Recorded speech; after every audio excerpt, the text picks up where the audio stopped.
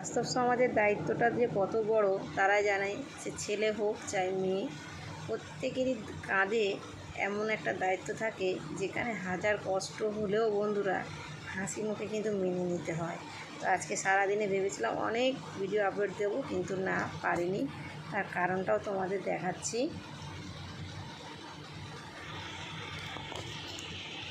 আজকে দেখো কি হয়েছে সারাদিনে।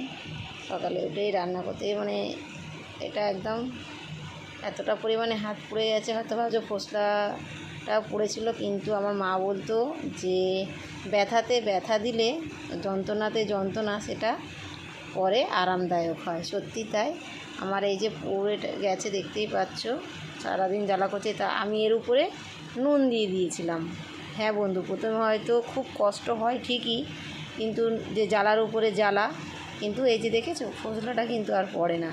এতক্ষণ খুবই জ্বালা করছিল, কিন্তু এখন অনেকটাই কমে গেছে। তাই আজকে সারাদিনই ভিডিও করতে পারিনি। এই সব একটু জ্বালাটা কমেছে। দেখো কী হারে, দেখতে পাচ্ছ কি না বলতে পারছি না।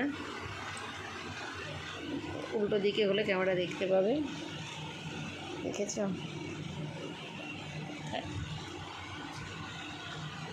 এই কষ্টটা শুধু আমি নয়, সকলেই এটা পায়, যাদের কাঁধে এই যে দায়িত্ব ভারটুকু আছে, হাসি মুখে সব কিছুই তারা গ্রহণ করে নিতে হয়, তাই না?